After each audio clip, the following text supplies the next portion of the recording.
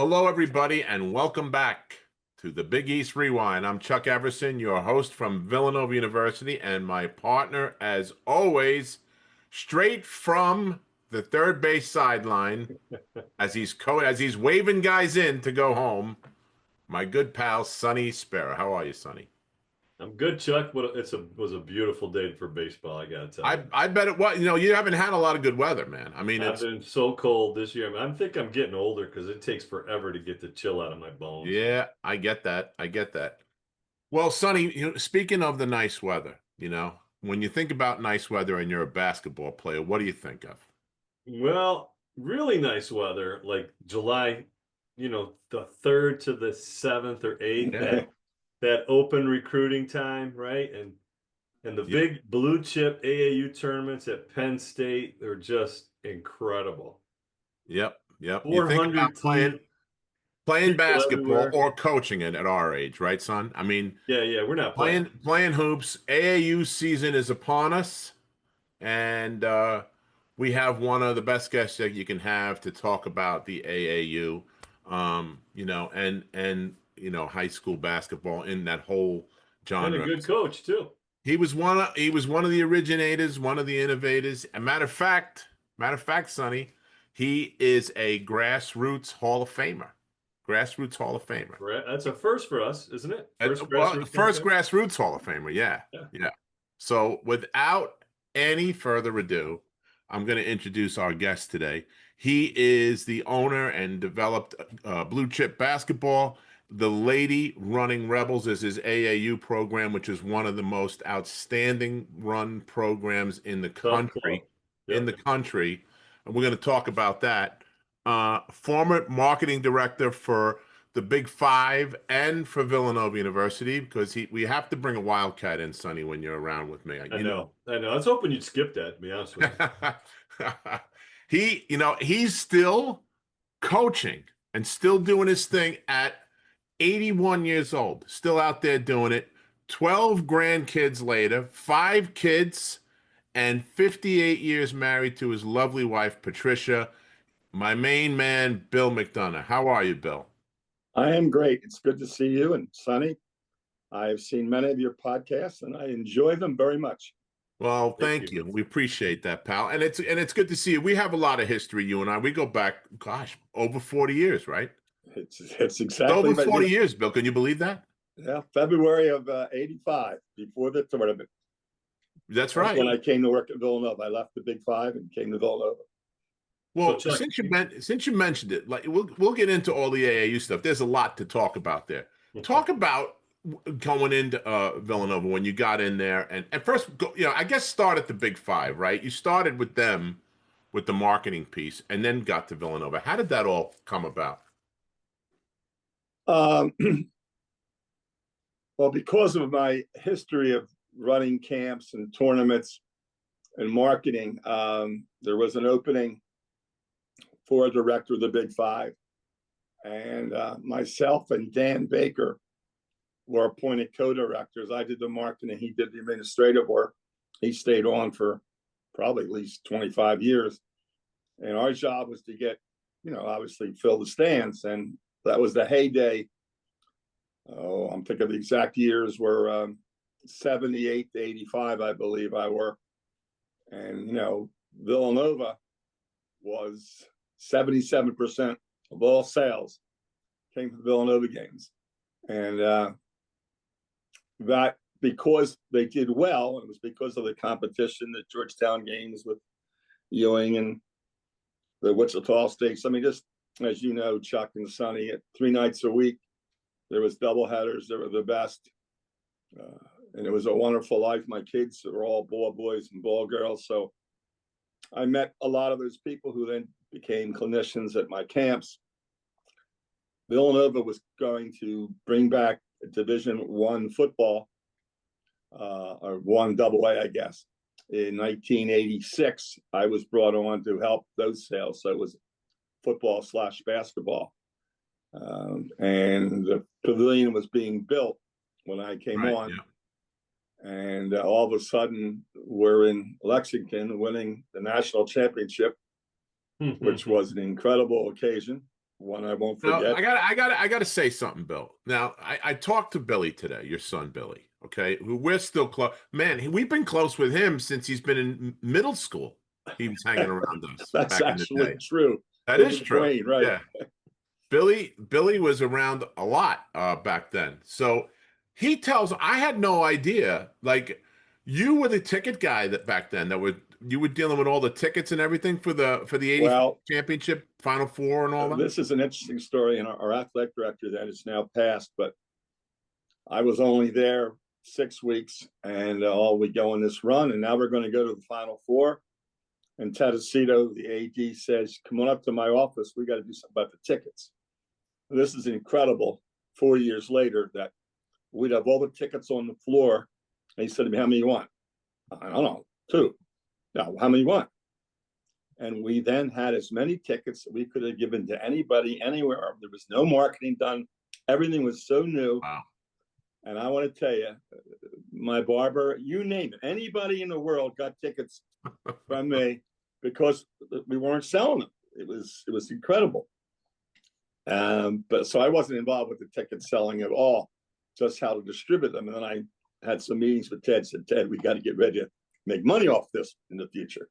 So, and then we won the championship, which was incredible. And then I went back to my office and became a marketing genius because people came offering us everything. Oh, I'm sure. I'm sure of that. That's when the car plan started, Sonny. Chuck, we made a deal with Channel 48, televised all our games. They gave us minutes that we sold to a Ford dealer, and we got 28 cars that we distributed to all the coaches. One for Rolly, one for Mary Jane, and then they wanted a third one, which we weren't able to do. Wow. But that was a big deal. Dave Gavitt had me speak at the Big East meeting because it was the first time that was done. And of course, car bartering, that was the beginning. But so we got involved with things like that. And I stayed for 8 years and worked there mostly because I loved it. And also because of the education my boys got. Two of my daughters got basketball scholarships. One played at Villanova and one at Mount St. Mary's. But the Big Five is very close to my heart. And of course, back then there was should we, shouldn't we, all that. I'm glad that Jay and others decided it's for us. We're in the city, we're in the Big Five, and we've done fine. They were always tough. They were always tough games, man. I mean, doubleheaders, I've said this a million times, doubleheaders on a Saturday afternoon at the Palestra, there's nothing better than that, you know? The smells, the sounds, the sights, it touches. The only thing better was a triple header at Christmas time when they had the Christmas tournament. That's true. Yeah, very good. That's true. But those teams always got up for us, and vice versa. I mean, those games were bad. Every one of them was a battle, you know, especially when you get into like, we always had a hard time with Temple back then. Yes. Man, Granger Hall, we had no answer for Granger Hall, you know, and as good as Eddie was, Granger seemed to have his number a little bit, you know, and he really hurt us at the Palestra for sure. You know, Cheney was quieter about the subject, but he was very interested in not having the Big Five stay in the format it was then, because you had to win those 4 games, and if you didn't win, you only won 2, and everybody else in your league didn't have those 4 games, so it would hurt you with the tournament. Right. Villanova through Roley was very much a little more adamant about it, but those games, in my opinion, prepared them for Big East games because they were wars. Yeah, I agree. There were definitely no cupcakes back then. That's for sure. Everybody was, you know, the streamers, all the traditions, the signs that got rolled out. Some were nice, some were not so nice, but it was a lot of fun. It really was. The only downside about playing there, Bill, was the locker rooms was so small. It was like incredibly small. It was like getting dressed in a closet, right? Oh my God. That's Sonny's favorite place, by the way, Bill. Wait, an overheated closet. You had to sit on the radiator sometimes to get changed. That's right. That's right. Oh my God. Well, you must have got the little locker room then, because you know. Yeah. Yeah. I don't think they won a game there, Bill. I don't think Sonny's Orange. Not 4 years. They didn't do too well there. Really? That's right. Not Did in the you 4 years that he was there with me. Yeah. Okay, so it was when you played Villanova. Did you play other people in the Big Five besides Villanova there? No, I don't think Bam would ever go back to the Palestra if we didn't absolutely have to. Yeah. Yeah. Dwayne had more than a few dunks against Syracuse. So, you know. So you went, so did Coach Mass help you go from the Big Five to the Big East? Is that how that all went down? I mean, for the Big Five to from Villanova. from the Big Five to Villanova. Well, yeah, I think he was very much involved because he knew they had to have marketing for football, but he obviously wanted to get more marketing for basketball. Oh yeah, and you know he had that in those thoughts. Yeah. So he was involved. You know, back then there was no other employee. I mean, I've been back in the offices recently. Must have 20 people in the marketing department. But the Big Five, then going to the Big East, and I have even fonder memories of the Big East and the tournaments in New York. I went to Hartford. I went to them all. Yeah. And I was up at Syracuse. I was in the Big Dome there for a couple of games. The basketball was exciting, and Philly is such a hotbed of it. It was great that they decided to put us in and not perhaps Temple or St. Joe's. It was great for Villanova.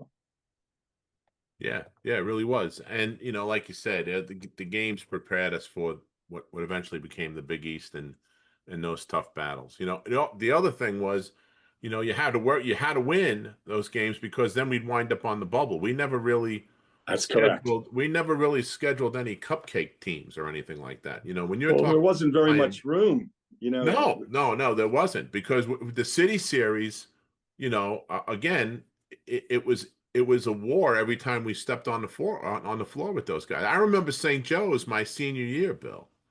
They stole the cat head out of his room, the Hellcat's head, and they came out with it. The Hawk came out with it on a stick. I said, "Holy, these guys are serious. You know, they want to play. It's unbelievable." So, well, orientation at St. Joe's for the freshmen, because I happened to witness it, they would walk around chanting, "Beat Villanova." These kids weren't in school 2 days, and that's what they had to discuss. yeah. That reminded me of like the Red Sox-Yankees rivalry before 2004 when the Red Sox got theirs, you know. Mm-hmm. It was kind of one-sided, you know, for a little while. And then you know, recently it's kind of flip-flopped the other way over the last couple of years. So well, we had 11 in a row, I believe. Yeah, I think so, yeah. The last couple of years. Yeah, I don't think Jalen was on. We had Jalen Brunson on. I don't think he's lost a Big Five game in his whole career, and he lets his father Rick know that all the time. I bet he does. From Temple. Okay, so let's get into the real nitty-gritty now, Bill. How did the whole blue chip basketball thing get started? What made you decide to go? I know you coached at Bishop Carroll, right? Right. You the first coach there when they opened? I was the first boys coach there. Okay. Late 60s, early 70s. Then I went to Drexel.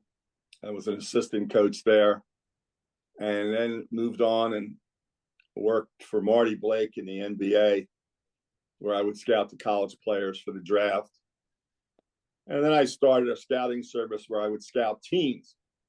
If Minnesota was going to come down and play St. Joe's, I would scout them for them, and then that report went to others. So I was constantly involved with basketball, but all along I was running camps. And what got me really into, say, the Penn States was one day I saw Rowley walking through the old Jake Nevin. I just happened to ask where he's going. He said, "I'm going up to Orange, New Jersey." So what's in Orange, New Jersey? This was like in September. I'm going to watch this Joe Jones play. Where? In his driveway. So wait a minute, you're watching him in his driveway? Yeah, we're allowed to see them, but nobody plays anywhere. And that gave me the idea for blue chip shootouts. And we would hold them for 3 weekends in the fall and 3 weekends in the spring, where coaches came just to watch these kids play on teams, not as individuals. And, you know, that was at one point we were in 20 cities. So I got to know lots of coaches and lots of things. That's what probably got me involved with Marty Blake. Marty Blake I also worked with Sonny Vaccaro. So I got to ask you, you have an entrepreneurial spirit to say the least. Because if you follow what you just said, your track, coach in high school, assistant in college, most people would be excited. Okay, now I'm going to get into the college ranks. And then you go into pros. And it's like, you've already crossed two huge hurdles, but yet you've got this itch to run your own business. Really, I mean, is there any background that helped you out with that? I mean, that's just really sharp thinking. Well, the camps was easy. I coached at Archbishop Carroll High School, and that was in like '67. We're talking a long time ago. And Billy Melchione from Villanova was a classmate of mine, and we were very, very good friends. And I said, "Listen, I'm the coach here. I get the summer off. Let's run a camp." Now, there weren't very many camps then, but Billy's high school coach, or was it Bishop Yusuf Don Casey, and had a camp. So we started a camp. And Chuck, I want you to know I invented station drills. Right? I try to figure out what You're the guy. Do. Yeah. And then of course I think Mr. Garfinkel did a better job with them, of course. But so I was doing the camps, but that day that I told you about with Rowley started me in the shootouts, and then the NCAA said now you can only have one weekend in the fall and the spring. So having these shootouts, everybody couldn't get there. So that's when I started to have the idea of having tournaments with teams. And we did that in an April period, a May period, and July. And the highlight of it was Penn State, where I believe we had 28 courts. Now there are tournaments, Sonny and Chuck, where there's 80 courts in convention centers. Right. And it's gotten wild. I have to. Well, what happened with the D1? The flavor of Penn State was pretty. Oh, it was awesome. Pretty cool. Yeah. And what I would really enjoy, and we talked about this off air for a second, not just the teams, and especially the women's games, you would see a lot of dads walking with their goddaughter. Yes. All over campus, everywhere. It wasn't just the creamery, although I spent multiple hours in the creamery. It was up and down the streets, walking here, getting a bite to eat here. And it was really a nice father-daughter event. It was. And oftentimes even mom came too. And it became a vacation of sorts, which really can't be done now. The evenings were fun-filled because back then college coaches could talk to AAU coaches and people like myself. And we didn't talk about recruits. You talk about the Phillies and the Yankees. It was a whole different era. Penn State ended. You don't talk Mets? You don't talk about the Mets? Penn State. Nobody talks about the Mets, son. I'm in the wrong room. I know. You're in the wrong room. Well, today we are, since the Mets just won their third straight game with the Phillies. Yeah, But anyway, that's got me into the tournaments, which became the biggest part of what Blue Chip did. And Penn State was a springboard, and then I started to rent convention centers, and I was the first one to rent floors and baskets and put down things so that you can get 15, 20 courts in a building. So talk about that for a second. That was in Richmond, right? Well, Richmond, yeah. Richmond was one of them, yeah. I remember that. Yeah. So talk about that, Bill. How does one go about getting 60 baskets and 30 courts to set up, and who plans that out as to what grass you get the most space? The trade secret. He may not be able to. Trade secret. Yeah. I mean, that's not it. Back then it's a lot easier now. I literally, the first time I did it, I called LaSalle, Hofstra, and I wanted to rent or borrow baskets. And that's how I got them. But I had to pick them up and deliver them to the place. Oh, then you had to get floors. And I got involved with the guy who started sport courts. And I would rent maybe 12, 14 floors, then it became 20 and so on. But the cost became really difficult. And what happened, like in life, in certain cities like Louisville and Indianapolis, people were able to get the facility for free because of all the hotel rooms that were going to be used. that really couldn't be done in the Philadelphia area. There was no place to do that. So parents, as Chuck knows very well, they want their kids to be seen, even though they don't play that well. They want them to be seen. So where they think the coaches are, that's where they go. There's a tournament in Louisville called Run for the Roses, where I went into their Hall of Fame. Yeah. Where they had 100 courts last year. And they had, trying to make sure I understand, 1,400 teams, which is obviously 14,000 players, another 14,000 parents, and they're all sleeping in hotel rooms and eating. So those cities probably were smart to give them that rent. So yeah, but you also besides these companies, the courts, the company, etc. You also had a really nice extension. So you had a referee camp, if I recall. Yes. The refs would come down, they would get rated if they can get to college or what level in college. They all had numbers, and they paid to come, right?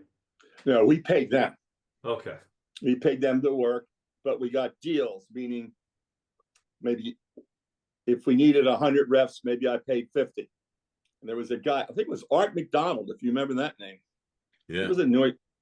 Anyway, he would get these referees, and they loved it because they're being seen by college coaches, and they're trying to move up.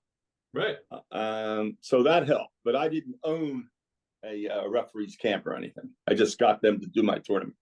Yeah, but it was the idea of coordinating all these other things, and the synergy of all of those things really is brilliant. I mean, it's tremendous marketing and that's a mastermind running that. Well, thank you. And coaching on top of it. You also coached while you were running these things. Yes, I did. We had some good players. We had about 6 or 7 of them going to WNBA. First time I saw Stewart, I went to Connecticut. That was at Penn State. Yep. She played with my daughter. My daughter was on her team when she was an 8th grader. Okay. I think Stewart was probably a freshman when we played them.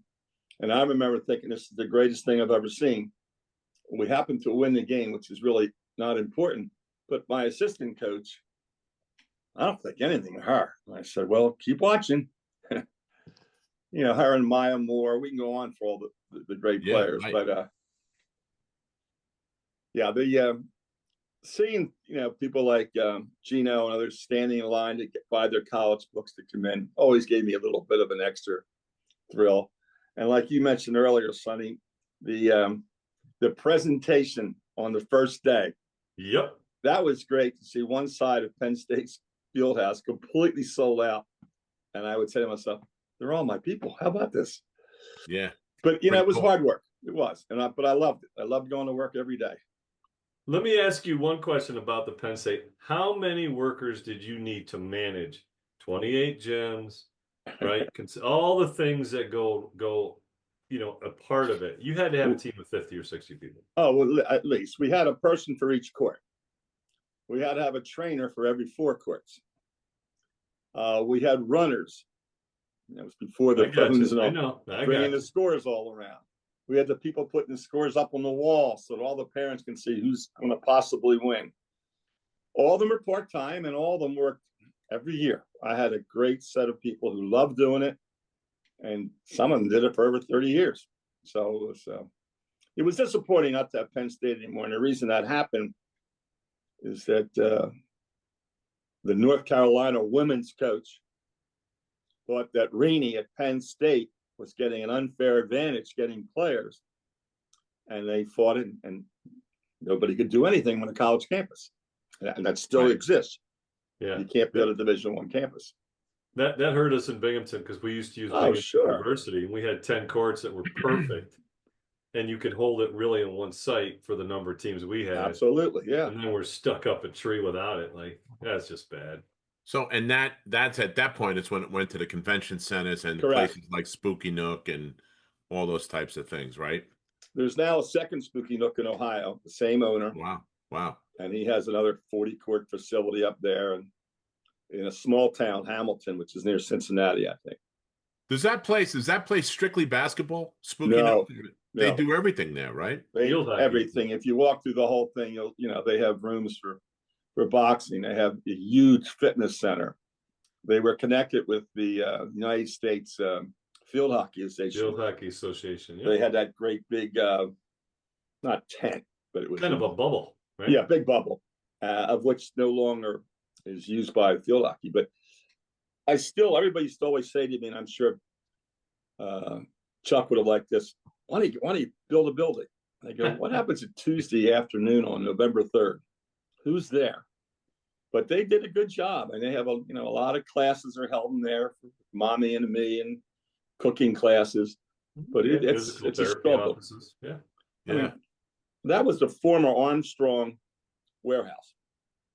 Okay. And the owner of Annie Ann's Pretzels, Chuck, he did it. Sold his business and bought that place. Wow, pretty good. So let me ask you this: I've been to a bunch of tournaments. My daughter played for a long time. Wound up going to Bryant to play. I believe you were a director of operations standing in the front of the building one year. I was the greeter, much and like Massey, Joe DiMaggio and Mickey Mantle and Willie Mays. I just greeted everybody, That's right. You were said hello, and that was it. And Gary Massey. Made sure nobody got out of line. Sonny? Yep. Old school, So I reconnected with a lot of people when our daughters were playing. We ran into each other. Oh, sure. Oh, yeah. That was the cool Larry thing. O'Neill, you, Chuck. I mean, it was almost like a mini Big East reunion. Yeah, it really was. There was a lot of guys that coached. Chuck, who was the coach we coached against at Long Island Lutheran? The coach at Long Island Lutheran was Rich Slater. Rich Slater. He always had his shirts cut off. He had the oh yeah. Yeah, the hat. Yeah, the visor. Was he a dentist or something? What was it? No, he was a chiropractor. Okay. Yep. I didn't know that. Physical therapy guy. Yep. A lot of characters. He was great. I mean, everybody that played for him, he worked coaches like nobody I've ever seen, Bill. He would do stuff like he would call. We had a kid, Katie Doherty, that wound up playing at Holy Cross. She was a teammate of Kathleen's at Sachem High School. Okay. And she got her first offer from James Madison. So he calls Hofstra. You gonna let James Madison take the Long Island kid? so they go, no, coach, we got that. And so when he called Stony Brook, you gonna let the Nassau County school take the Suffolk County kid? Are you crazy? And next thing you know, boom, boom, boom, boom, boom. She had 25, 30 offers like that, She was good, but he really manipulated everything. He would say, hey, he would call a coach and say, hey, the show starts at 4. Make sure you're there and don't wear that. I like you better in that gold thing, not that gaudy purple thing you used to wear, because they were on one team and now they're on a different team, Right. So it was great. But to that point, why were you strictly women's basketball, girls basketball? Well, I wasn't. I was all boys till 1987. Okay. And it got a little out of hand. I had these weekend shootout tournaments. And the last year before I did it, if I asked so-and-so to come, he wanted his dad to come, his uncle to come. He needed a car, and it got out of hand. I immediately said, enough, I'm going to women. And that's what I did. Now, with your daughters as players, I want to ask you, is it chicken or egg? Were you involved with coaching girls before they got, into the game, or did they get into the game sort of because you were already coaching? Are we talking about the girls in my family? Yeah, your two daughters, you said, that played high-level ball. Chuck knows Billy, my oldest, and a year younger is Sean, and they'd be outside playing. Like, we had 2 baskets and a big setup, and it was packed with kids. So their younger sister would play. And next thing you know, she's playing with all the boys' games. And she became a very good player and was all scholastic in Philadelphia and so forth. But that's how it got going. But I was still just coaching boys. And then when there was a group, Chuck, if you remember, the Fab Five. I don't mean no kids that went to Michigan, but I'm going to think in the late 80s, Rasheem Wallace was one of them. Yep. There was 5 guys from Philly that were phenomenal. Yep. And I got them all to come to the event, but nobody wanted to pay, and they all wanted rooms, and they all wanted to be paid through their agents, so to speak. And that's really why I got out. But it used to be a great event. So I left the boys. That's all I knew. I coached boys, and that's what I knew, and went to the girls. And they're actually a lot, as Chuck knows, a lot more fun coaching them. Egos are not as strong. They really are very earnest and sincere. Unfortunately, they don't get to play on playgrounds the way boys do, and so they don't do those things as naturally. But they'll pass well, they'll shoot well, but there's no dunks. They're very literal. I noticed that. If you Yes. say give the ball to Kat in the post, Kat's getting it, whether there's 5 girls on her or 1. Well, that's exactly right. And then they look at you and they say, well, you told me to throw it to her. Right. So, yeah. They also, like you said, Ernest, they take accountability, I find, like to a point. Like if you say something like, hey, team, we're not getting back on defense, we're not rebounding, and you say that to a girls team or a boy, if you say it to a boys team, they're like, he ain't talking to me, he's talking to you. If you say it to a girls team, he's like, coach is talking to me. Like, and when you do that, you have to make sure, because I had 3 daughters, they don't want to be embarrassed in front of the stands. mm-hmm. You can tell them anything, just don't make look bad. And so coaching young women is different. You have to have a nicer side. It's not the NBA. And you know, as you guys have seen, there are a lot of usually crazy guys. Mm-hmm. Who was that guy from Long Island? Oh, he always had the best teams. And he was short little guy. Used to get a technical every game. Oh, really? Chuck, I'm not giving you any clues, so it's no good. But he was a doctor himself. Crazy guy. I remember wars that you used to have against the Westchester Knicks and Coach Ricky. You and him. I remember seeing you guys. Coach Ricky? All right. Yeah, he coached Ossining. He was an Ossining high school coach.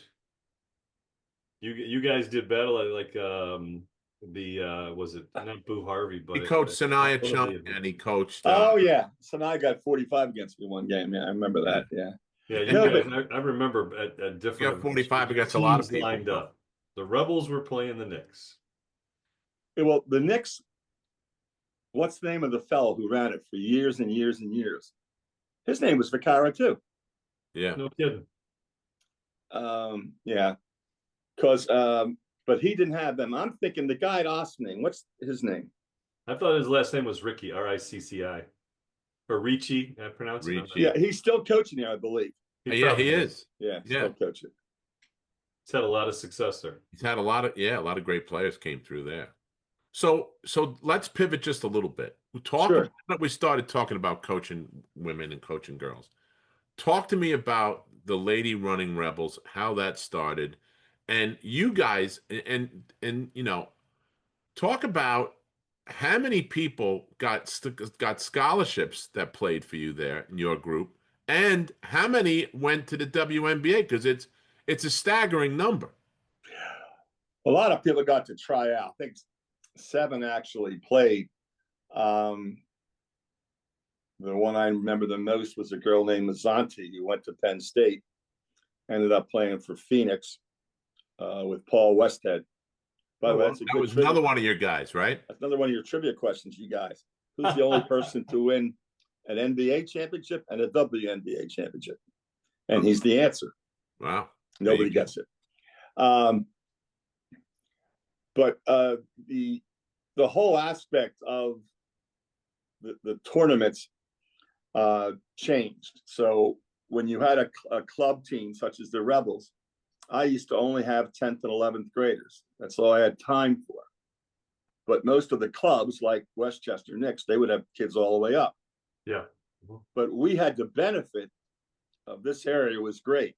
We had kids who traveled far. We had a girl came from Rochester, New York, twice a week to practice, leaving school at 11 o'clock. Her name was Caitlin Howe. If you have a good memory, she went to Duke, had 3 ACLs, and never played again. But kids would come from all over because there weren't as many teams. So we were the one to go to, along with Chuck's friend, with the Philadelphia Bells. We were the two teams. Do you remember them, Chuck? Oh, I sure do. He had kids. They had a van picking kids up from Long Island and taking them out, and they stayed the whole weekend, and it was crazy, you know. We had a girl from Bennington that played down there. We probably shouldn't extend this story. We should just stick with other AAU stuff. I'm with you. I know you are. I'm with you. So, didn't Lucy Olson play for you? She just got drafted. Olsen, she just got drafted last week, 2 weeks ago, whatever. 22nd, I think. Yeah. Yeah. Yeah. Lucy Olson played in our program. This is a good story. She was supposed to play for me on my team, but she got a chance to play up with my son's team. And there he coached her, and probably the best female that I've ever been around coaching. Just a great human being, a great player, and everything you told her, she just did it. I wish she had stayed at Villanova. She wanted to stay at Villanova, and now they understand that, and there's NIL for both men and women, but there wasn't then. But she had a great career, and I'm trying to think of some other names that you might know, but most of them go back in the 80s and 90s. Did you have a lot of interaction with Dawn Staley, whether it be a player or as a coach? Well, more as a player, because he was the same age as one of my daughters. They used to play against each other a lot. And then, of course, when she was coaching in Temple, we'd see her. Yep. But not a whole lot of interaction. Temple, when she was there, and South Carolina now, I mean, they're only going to go where the best 12 players are. So I don't see her very often. We get to see Gino a lot because his assistant drags him along. She's great. Oh yeah. Oh, now he was a Phil Martelli guy back in. He's a Philly guy. Actually, had Phil on. Gino Phil was awesome, and he told a bunch of stories about Gino. Well, Gino was his assistant at Bishop Kenrick. Right. And they go way back. In fact, Jim Foster's in that club too. They all know each other. Remember, Jim Foster was at St. Joe's, then he went to Vanderbilt and Ohio State. Just like with college coaches and referees, Philadelphia has spawned an awful lot of people in this world. Yeah, it's immense. Yeah, it is. It's so tell us about basketball. You tell us about some of the stories you have with these I mean, listen, you had hundreds of coaches come to these events, hundreds. Tell us some good ones about some of the ones people might recognize the names. Well, the current coach of Ohio State, and Andy Landers, he used to coach at Georgia, and a few others. There was a golf game back there in the 80s, Golden Tee. And that was something that we would play every night after the tournaments, college coaches, and it was a fun thing. That's when we could all talk. The stories, there wasn't too many stories that are juicy. Most of them are my days with the Big Five and Villanova, where we had a chance to see people in certain situations getting excited. The college coaches, they after a while though, they were concerned that they were spending a lot of money to go to these events. And of course, they were all being reimbursed. It wasn't their money. And nowadays, Chuck, it's really crazy to bring your family to a tournament for a weekend. It's nuts, right? It's terrible, but the girls, I noticed this as a dad, and my son played as well, know, and not to the same degree that Kat played, but he was pretty good, and we had a decent team. We didn't travel all over the place to get seen by hundreds of people, but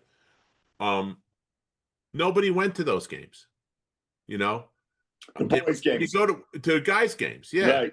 When you go to the girls' game, grandma's there, grandpa's there, uncle, auntie, everybody's there, I noticed that. I mean, you'd see a family come in with 5, 6, 7 people to watch their kid play.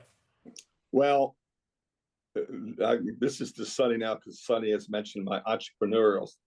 I mean, I noticed that early on there's going to be a higher attendance, and there were going to be more hotel rooms used, and I was able to make arrangements with every hotel because I was going to sell out them. So the women's side of it was totally different. Guys, they're on one team on Saturday, they're on a different team on Sunday. Girls, it's kind of like Little League baseball. They follow the rules, they're on their team. There's not as much as those shenanigans at all. Yeah. So let's pivot again now, Bill. Okay, talk about your time with Sonny Vaccaro and the boys over there at Nike.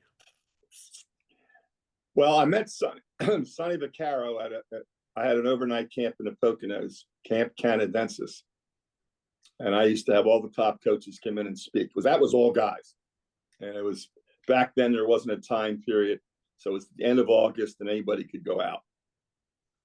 Raveling kept coming to my event, and he told Sonny about me, and he said, "I think this guy's got some ideas you could use."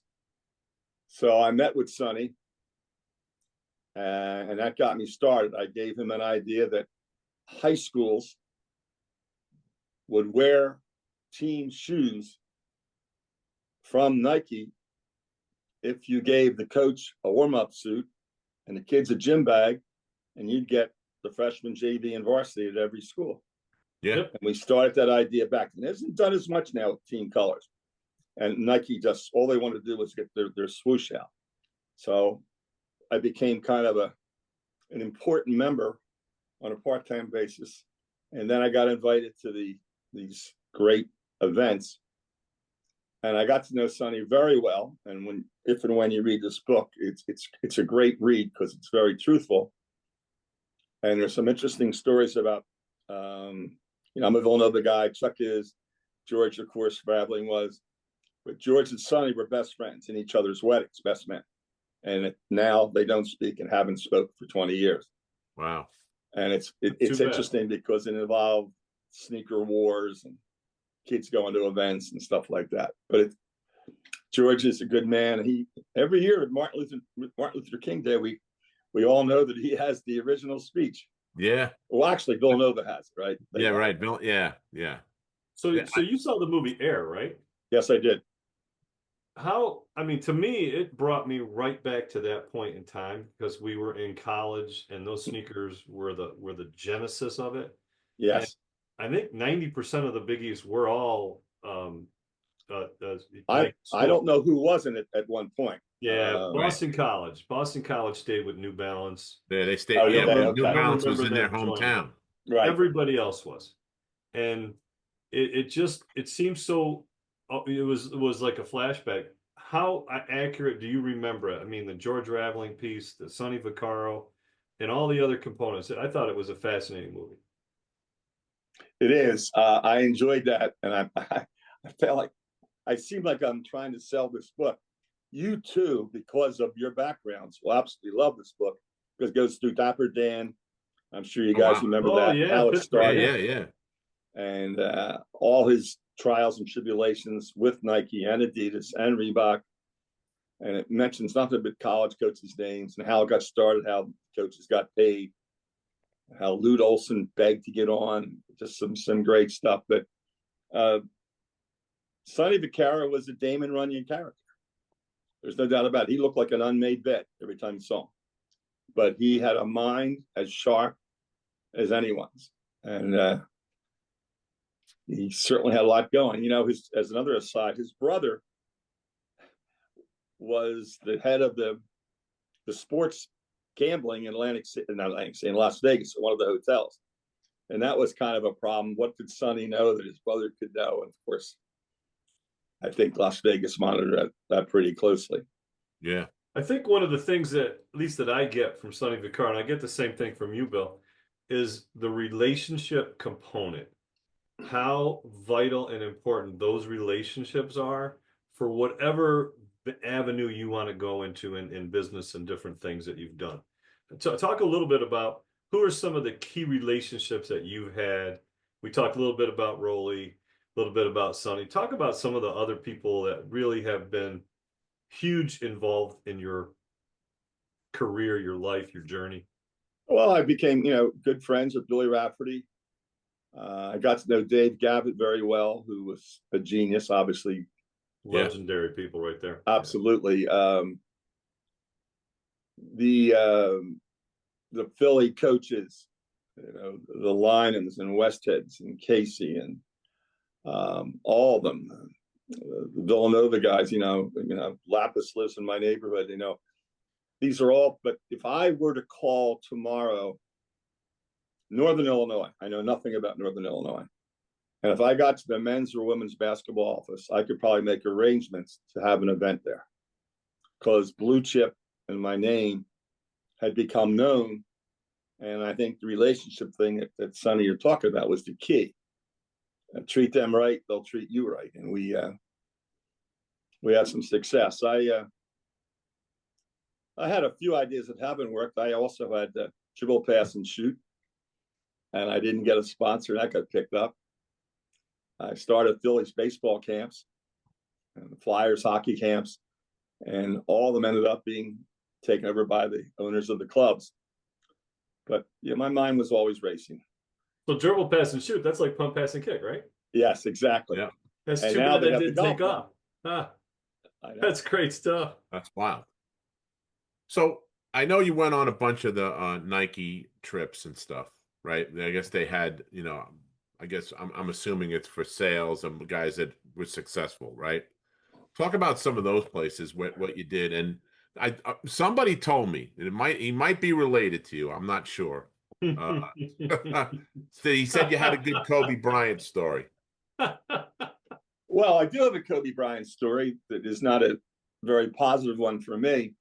Jelly Bean used to work at my camps when he was in college, Kobe's dad. Then he went off to Italy. I never heard from him. Right. And I'm going to say when Kobe came back to the United States, he was a seventh grader. And Jelly Bean remembered me. He said, listen, I want to get you hooked up with Kobe. We got to do something together. I said, well, I don't know what I can do for him. He's a seventh grader. I said, well, you really ought to get connected with him. What can we do? And I said, well, he can go to my camps, but I mean, I didn't know what he wanted. What he wanted was something more than I could do for him. But I turned down the opportunity to be with him, which I don't really regret. That's probably one of the stories that got away. He was such an incredible high school player, but I wasn't in the business like Sonny Vaccaro, meaning to get him to wear Nike or Adidas. I didn't have any of that. I ran camps and tournaments, and he could work there and he could be an attraction, but so I didn't fill the bill for them on that.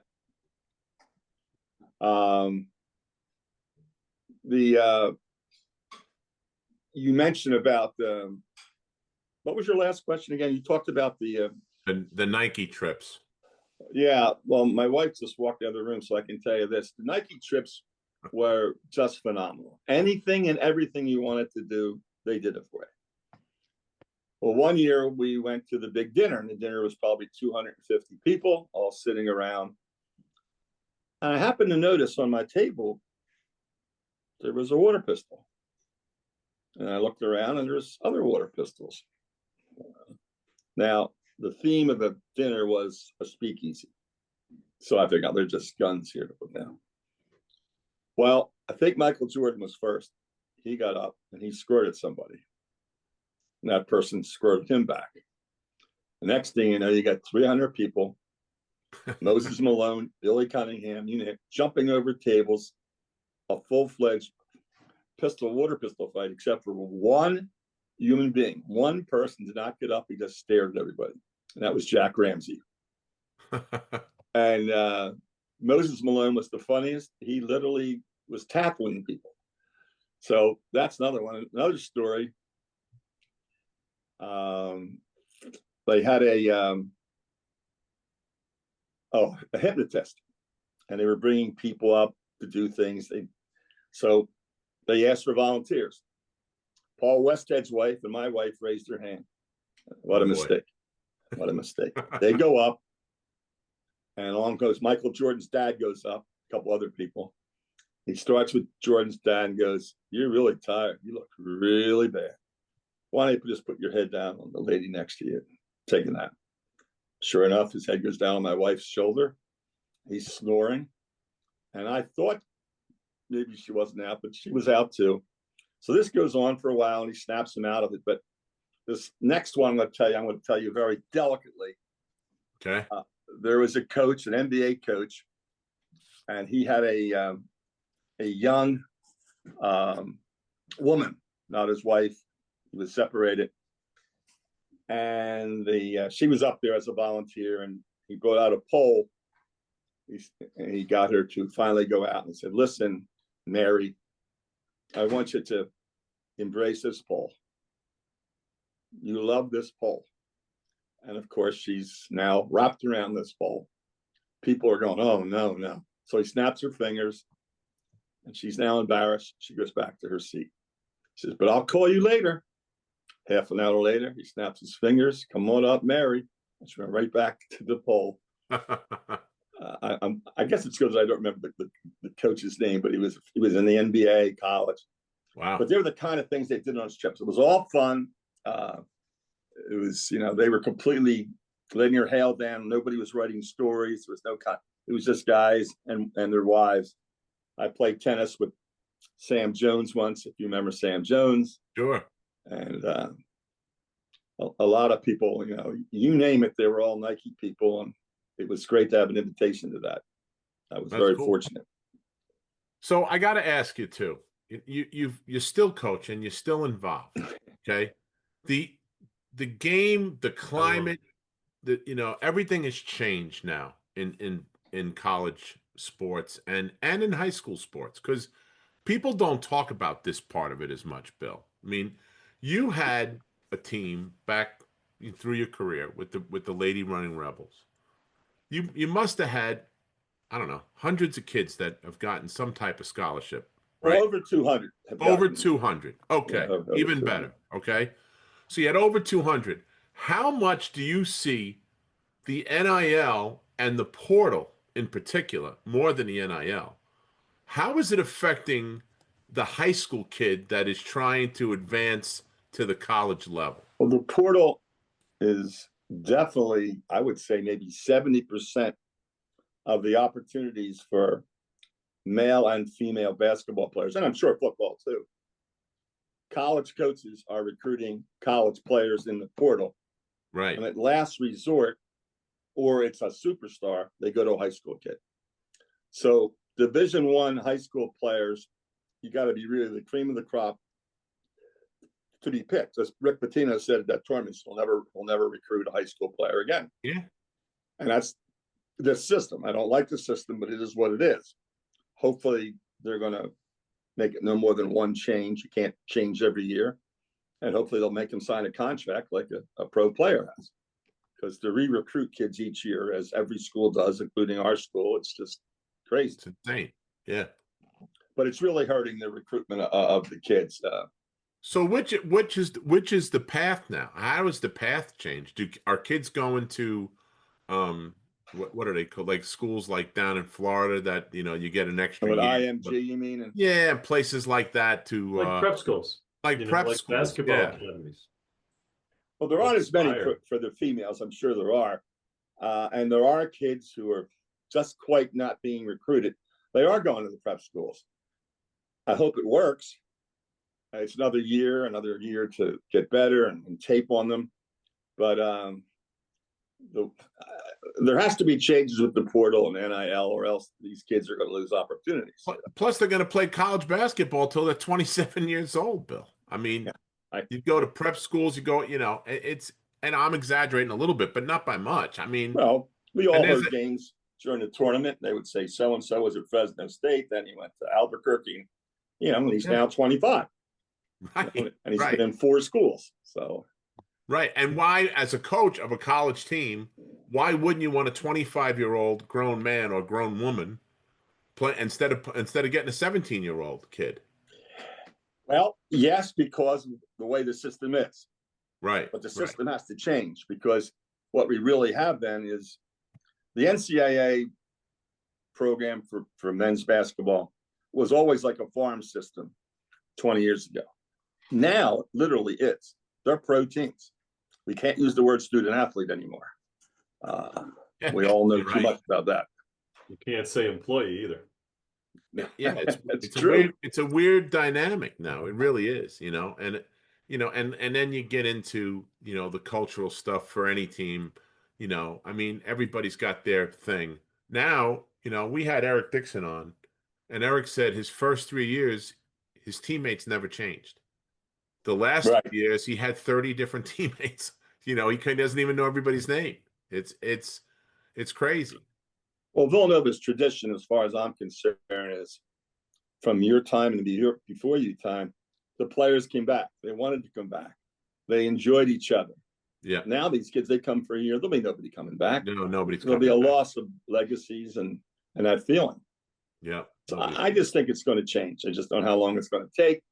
But pretty soon, we can't believe this, Sonny, but we probably might not even watch these games 5 years from now. Yeah. We'll be at grammar school games, you know? Yeah. That's you're right. You're right. All right, Bill. So we're getting up against it. What is your advice to a young high school girl who's playing basketball at a fairly high level? What's your advice to her to move on to the next level? What do you tell a kid? Well, what we try to tell them, first of all, I ran camps forever. But now I don't know if for a high school kid, I think training by someone who is good. Everybody puts a shingle up, but someone's good. Right. That and playing on a high level team. But until they get to go out on the courts and play with the guys, then they're never going to go to the next step. The best female players that are so successful in college have played against guys their whole life. I mean, Dawn Staley lived on North Philadelphia courts. So that's what I advise them. And to tell them that sometimes they have to know what great is. Good is you're doing well. Great, you're pushing yourself. You just don't jog during the drills. And that has to be repeated over and over. And normally it doesn't happen to their college. But girls are like sponges. So the ones that haven't like it will work hard enough. I just hope they don't get caught with the portal. I mean, Billy's nephew, my grandson, he plays at Lafayette. He's a very, very good player. That's not the point. He was the player of the year in Philadelphia, and he got his scholarship late May of his senior year because portal. Yeah. And now he plays 35 minutes a game, so he's clearly good enough to play. But that's what's happening. And kids are being missed. Yeah, 100%. And that's a lot of stress on a parent, on a kid, on everybody, you know. I mean, listen, I went through it, you know, Sonny went through it, we all went through it.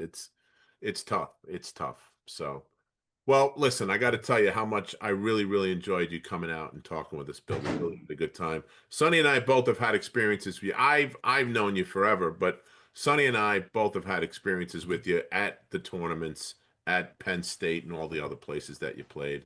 It was always fun. We always had a good time. The whole atmosphere, not just on the court, but off the court as well.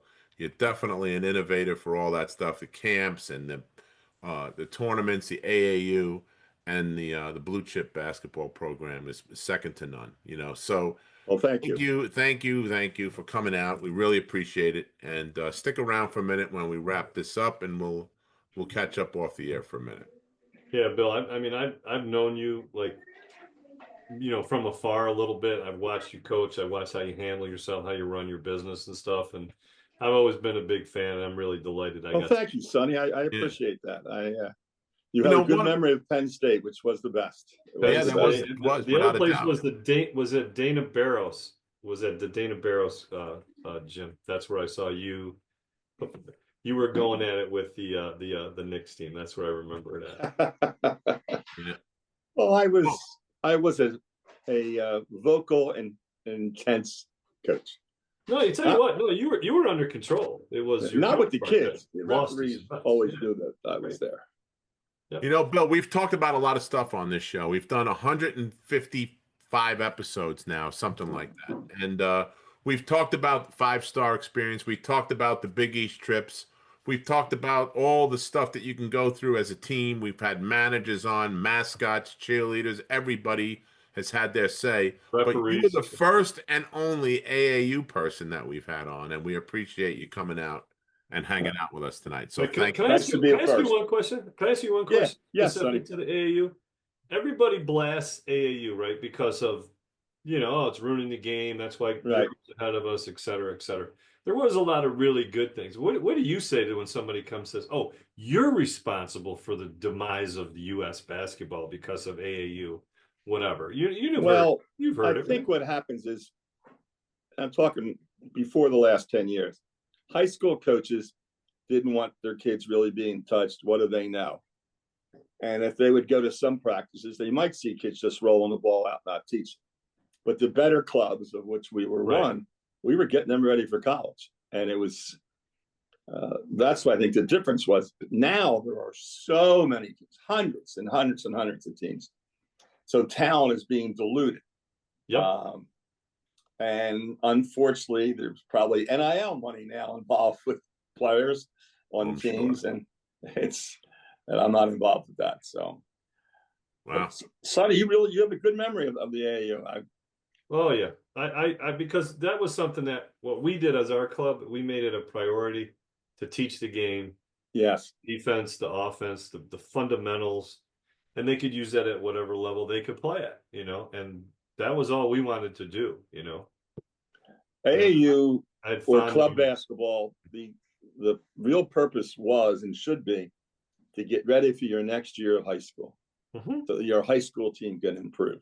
Right. You get That's better really what the and purpose was. raise the bar of your level of basketball in your area. That's what our goal was. To put a Exactly. better The player The on Knicks were always very good. Very Right. good. Yeah. There you go. You've been listening to and watching the Big East Rewind. Catch us on the Sirius XM app, YouTube, and wherever you get your podcast. And as always, the Big East Rewind was produced and directed by Nick Chico Chorus and Daryl Gurney. Everybody have a great night, and we'll talk to you soon. Thanks, everybody. Yeah. Thanks, Bob.